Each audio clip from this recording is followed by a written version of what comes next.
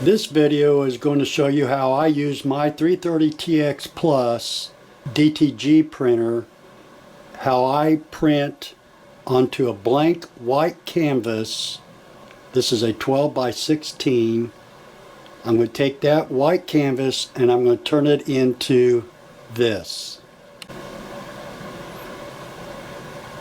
Coming up.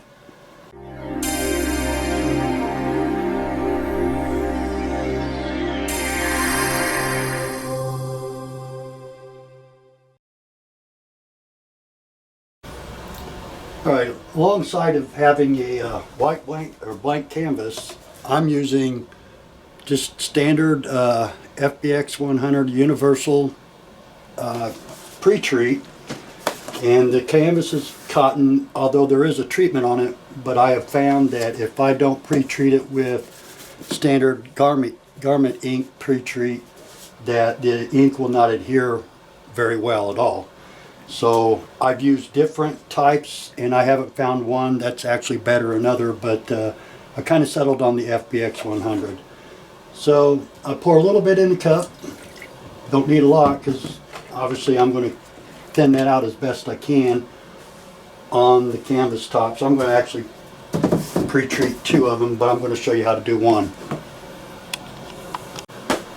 Okay, now that I've had this in here, I just use a standard cheap old brush, and you're going to thinly spread that out all across. I kind of hit the edges like this because I'm going to do an overspray on purpose, so I want to make sure that the edges are pre-treated as well. But take your time, put this across, and you want to do it really thin, because if it gets thick, guess what? It takes forever to cure, if at all. I've had problems with that too, and hopefully I won't have problems with this one. But if I do, it'll be a good learning experience so I can show you what can happen to a print if you don't have enough pre-treat on it. I can tell you if you got too much, it'll be tacky, and it'll stay tacky for a long time. But anyway, just take your time, spread it out real good. If you got good lighting, which I don't have, you can lift it. In my case, I don't have real good lighting, so I can lift it and I can see that my coverage is there. But so far, I'm liking what it's doing. And it dries fairly quick. So like I said, you don't need much.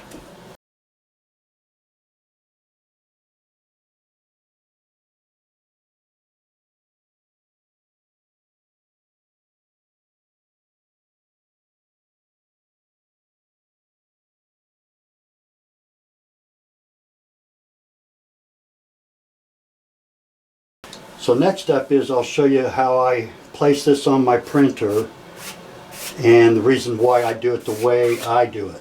So, alright, that's coming up next.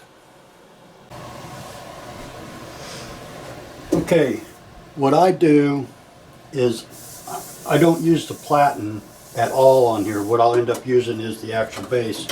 So I remove the platen and then I'll run the base up there. Let me set this aside. And what I've done is I purposely, well, first of all, I'll raise the bed. Now I've made markings. Whoops, I was lowering it, sorry. I put markings on here for different sizes that I use. I do 8 by 10s, 11 by 14s, 12 by 16s. And I'm doing the 12 by 16 right now, so I just brought it up so I could see where my markings are at. And like I said earlier, what I'm going to do is you can see that I do an overspray. I haven't kept up on the cleaning of it, but I'll purposely do an overspray. That way you got some that go over on the edges. But anyway, what I did was I made, well, I already had made them. They were already made. Basically 3/4 inch squares, little squares, and I'll put those down here. Make sure that they're lined up properly, and I'll put them in place. And or you could use a Scrabble square, anything like that, as long as you know what the dimensions is. That's 3/4 of an inch. what I'll do is I'll set this on here, and see, I don't want the overspray going up against that. That way the spray of the ink does not go down inside, so I use a spacer, if you will. So I use a spacer, and I'll get that lined up. And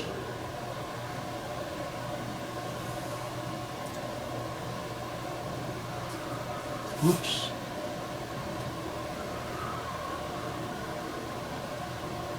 Okay, I'm pretty happy with that lining right now. That lined up pretty good. And I'll use that spacers in there, and in the RIP program, and I'll kind of show that a little bit. I'll set the spacing where to start printing at 0.71 inches in. That way it allows for the overspray.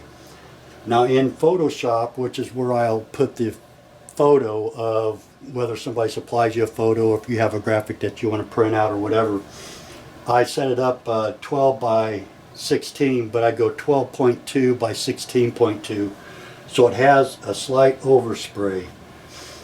And like I said, I told you the reasons why. So let me redo that because I think I just messed it up.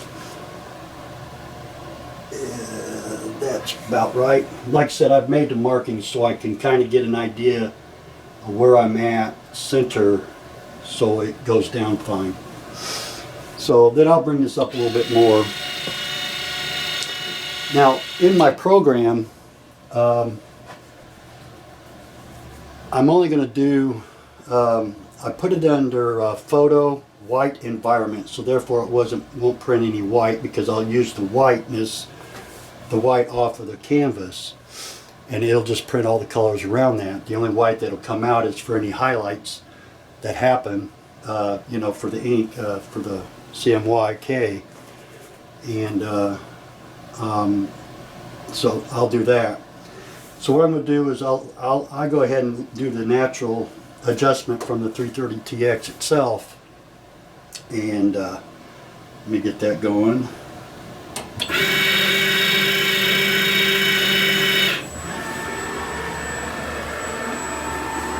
I'll use it, and it's fairly flat, meaning there's no give or take, or none of the corners have risen, so it's a little low.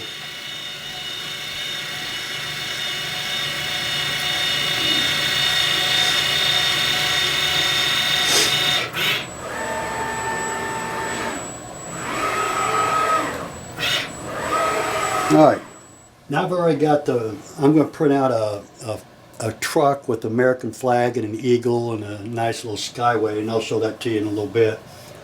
But it's set up now, because those of you that own a 330TX, you know that once you start printing, or you tell it to print, it jerks. So what I'll end up doing, I'll just come back here and I'll barely just hold this so that the canvas doesn't jerk and that kind of thing. You'll see that in a second. Anyway, I'm ready to print.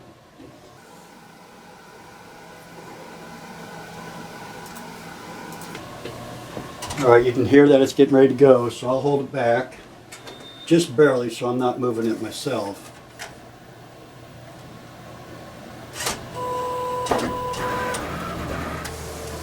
Now I'm going to tell you right now that the highlight I'm using is 32%, and I'm doing a color strength of 42. I know just by looking in previous history of printing that 42 is probably going to be a really good deal. But the nice thing about this is there's no underbase being printed or anything like that, so I don't have to worry about that because I got it under white environment. And I can look at it, and then at 42 color strength, I can go back and go, oh, you know what, I can get that to be a little bit more brilliant. So what'll happen is, after I look at that, I'll probably bring it down to like, let's say 32, and then I'll do a double print. That way, it all depends on how well this looks. So let it go through its course and print the whole thing, and then I'll show it to you. And I can tell already I'm probably going to want to do another pass on it. So probably well, let me wait till I get into the truck and the flag and see what the blues and reds look like. But it really kind of looking good. It's going to be hard to tell, but you can see where it kind of overflows. And that's the purpose of the overspray. So it hits those corners because they're beveled, if that makes any sense. But looking through the smoke plexiglass here, I can see that it kind of looks like it might be kind of cool. So anyway, we'll let it finish and then I'll quit talking.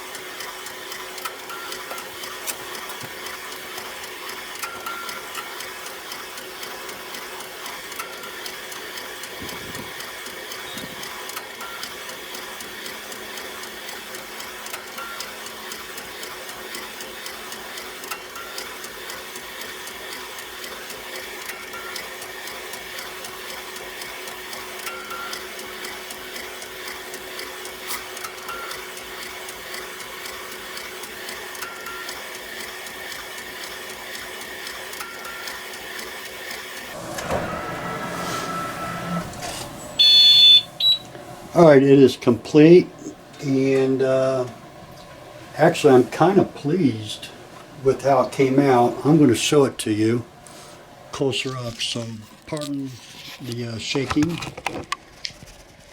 but here it is.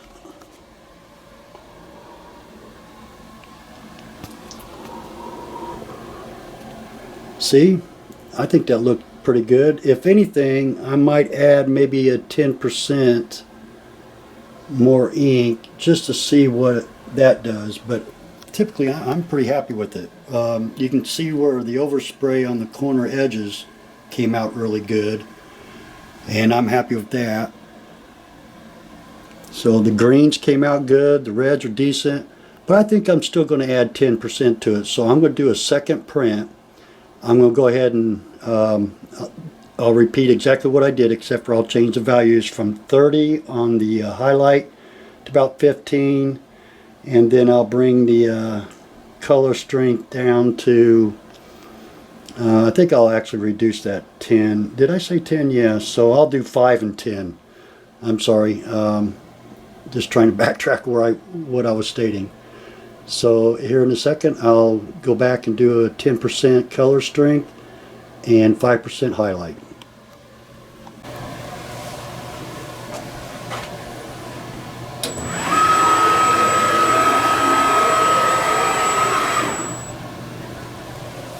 Okay.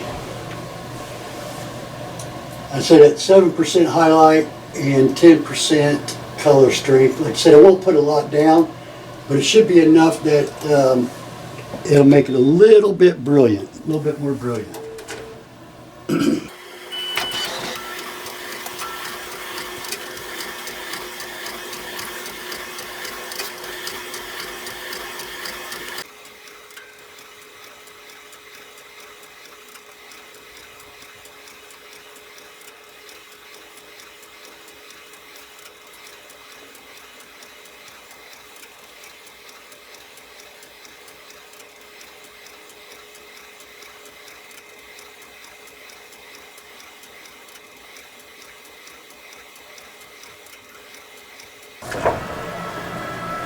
Yeah, I can tell. I can tell a big difference already. So excuse the shaking. I'm going to remove this from the tripod. Let's take a look at what ended up happening here. So yeah, to me, I can tell a difference. Like I said, the lighting in here is not all that great, but it looks pretty detailed to me. So I can tell a difference adding that extra 10%. So I personally don't mind a little extra time to get a decent picture out of a picture from a graphic, whether it's provided or, you know, whatever. So he said I do a fair bit of business of canvases throughout the year, but I'm really busy doing canvases at Christmas time. This is a sample of some of them that I've done.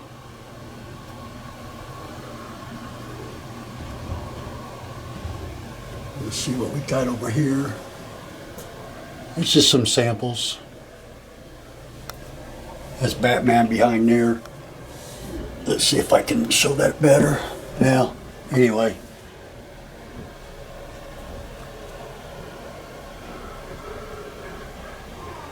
I like those kinds of pictures.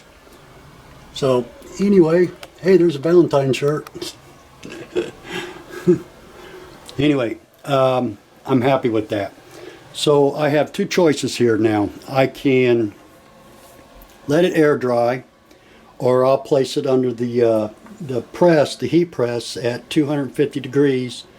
I might leave it under there for 5-10 minutes just to get that nice and cured. You know, I need it to set up and cure, and then once that's done, then I will add hardware to the back. Obviously up at this point here, I'll put a hook on, you know, one of those hangers, you know, so you can hang it on the wall. So if you what I'm going to do is I'm going to allow this one to air dry, because the humidity in this room is not all that good, and it's already, you know, going to dry fairly well. And by placing it under the heat press, I'm afraid that it might cause cracking. So those you'll learn as you go. So thanks for watching, and if you have any questions or comments, please leave comments or questions down below, and I'll do the best I can to answer any questions you have. Thanks, and God bless.